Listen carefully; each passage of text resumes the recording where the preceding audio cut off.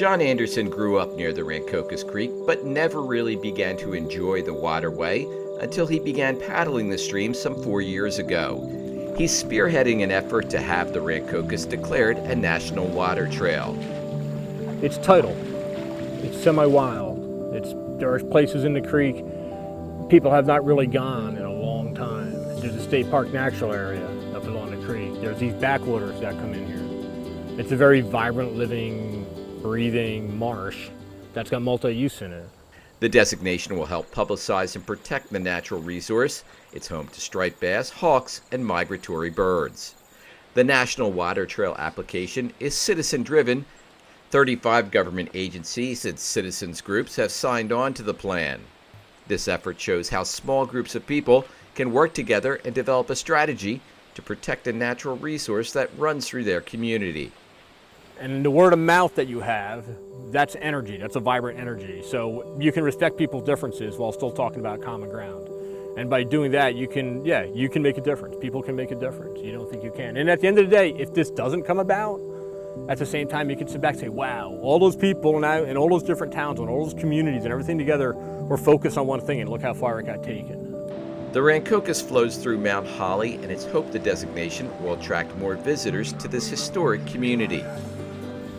If you're just a recreational paddler, you have a 4 to 6 foot tide, depending on the time of year. So you hypothetically, if you catch a tide going upstream into Mount Holly, which is ahead of tide, you don't have to do a whole lot of paddling. If you want to stop in town and get something to eat, you can get stuff to eat in Mount Holly and take the outgoing tide right back to here.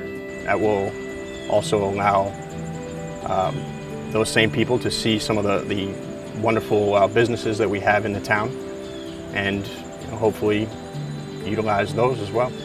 Mount Holly Township environmental officials are seeking state grant money to put in 2 canoe launches. They put together a plan, and what this plan does is it defines various locations along the creek within Mount Holly that are amenable to perhaps putting in a boat launch or public access. The designation will also help improve water quality in this meandering creek. There's a lot of wildlife that is dependent on the creek, and it's been neglected for a very long time. I mean, there's the various parts of the shores are eroding. It needs some work to shore up those riparian buffer zones. The National Park Service will begin its next round of reviews for the nomination in November.